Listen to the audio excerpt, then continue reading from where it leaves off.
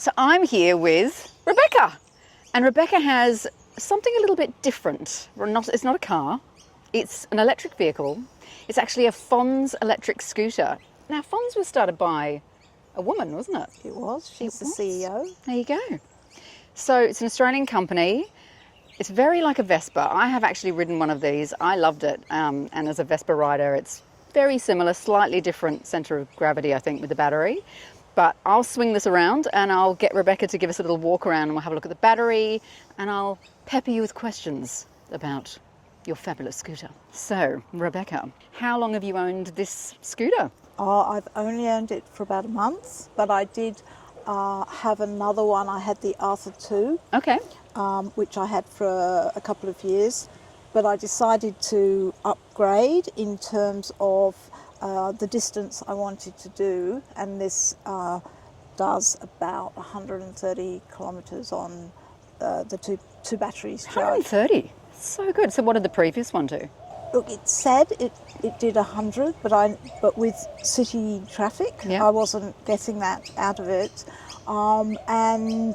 This is also more powerful as well. And I wanted sometimes to be able to get away quickly from a car. Yeah, you need that power, don't you? Yeah, you need a little bit more power. So I started off, and they're improving all the time. So yeah, literally I went in actually to get a service on my other one, and I came out with a new vehicle. You bought a new scooter. I bought a new scooter. So you ride this to work. This is your daily commute, is that right? Yes, I work in a big teaching hospital where parking is very limited in the eastern suburbs, and you just can't find a park after about 7 o'clock in the morning, or you pay for private parking, which is quite expensive.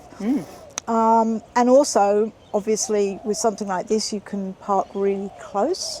So you're not trying to find a park and then walking 15 minutes. So I just, the scooter parking under the helipad, which is right outside the hospital. So you just ride in, park, it's free. And under the helipad.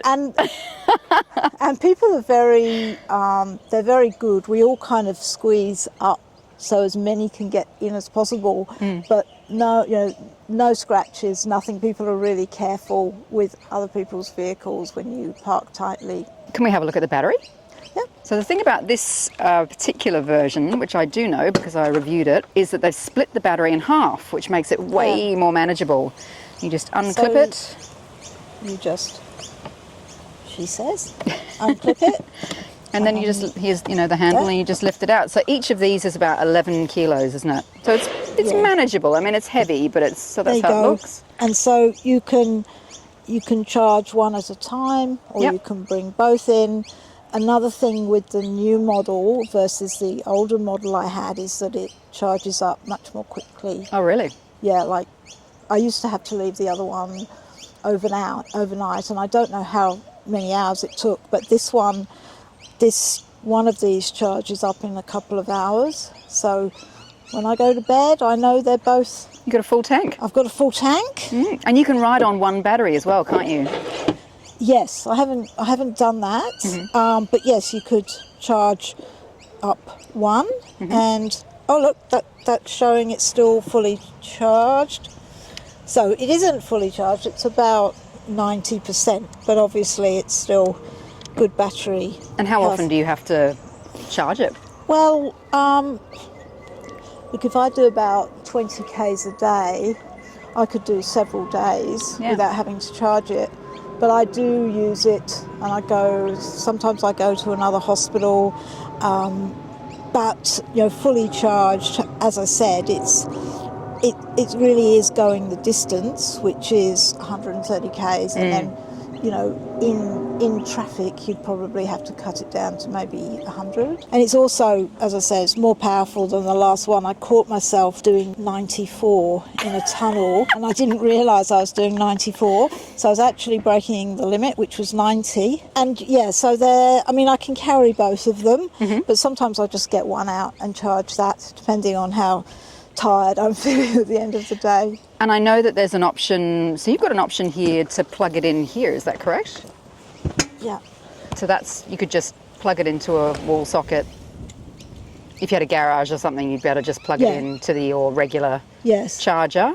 And I know that you can get a CCS2 adapter there as well if you want to. Yeah, that just costs a bit more as money. an extra thing. What a great little thing, isn't it gorgeous? And it's so fun to ride.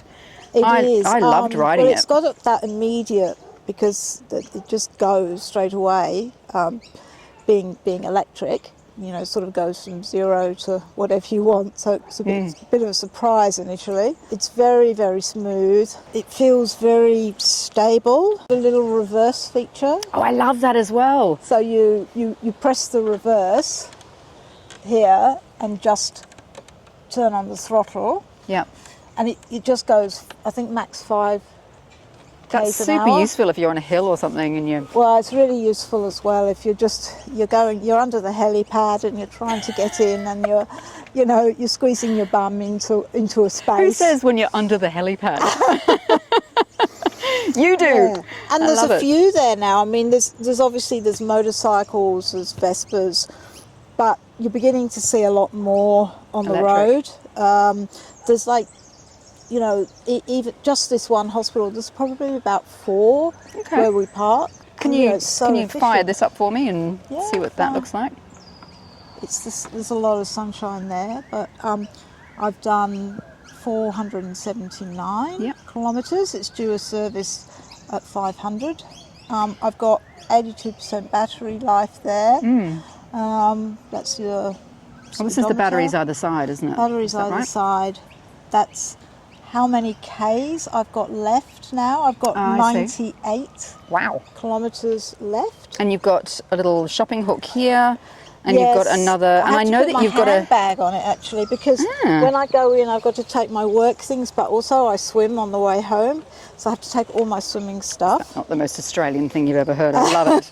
I also love that you have the ability to close this up. It's that, isn't it? And look at that, it just closes that up so the key isn't, the keyhole isn't visible. And also I know that there is even a USB charging port inside here, which is brilliant. So you could plug your phone in like that. There you go. Charge your phone on the way to work. Charge my phone on the way to work. Oh, isn't that brilliant? And I'm on call quite often, so my phone has to be continuously charged. Like 7 days a week, 7 nights a week. So that sometimes does happen, that I've got to charge it on the way home. Oh, there we go. Handbag, gloves. Yeah.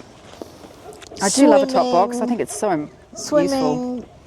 Shampoo, for some unknown reason, a spoon. Goggles, love it.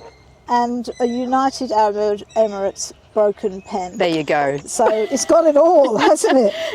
It's like the crap drawer, but in your scooter. The I love crap drawer it. in the scooter. That's fantastic. And I know that it's got helmet hooks under here as well, because obviously you lose that space underneath the seat for your helmet. Yeah. So it's great that you've got helmet hooks under there as well, and you've got your pegs here, pegs as you would expect for I your actually pillion. haven't taken anyone. I haven't put anyone on the back yet, but it's all there. And the colour, Fonz do nice matte colours. They do. And I had a moon blue, which I still think is a really lovely colour, but they had this one in stock. I don't know whether... I always think get something people can see. That's my theory about scooters. So the so one I I had don't from them was want silver with that orange stripe down the side, which is also very retro.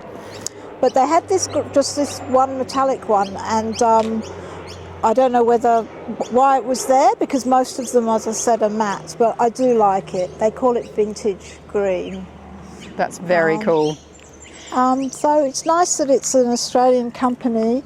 It's nice that they're assembled here. It's a really small, it's a small company, and so you're just going back talking to the same people. They're very nice, and they do. I've been on call every time they've had one, but they do rides. Yes. On a Saturday morning, but I've got to go along to one of those. I must come along. I just, unfortunately, but I will get there. Oh, most importantly, does it have a name? Well, I asked my colleagues the first day I bought it, and they said because it's silent, You should call it Broom. Well, that is absolutely brilliant. Thank you so much for coming and chatting. Look, a scooter is always close to my heart. If I didn't ride an e-bike, I'd own one of these and I'd be riding it. So thank you so much. Pleasure. Brilliant.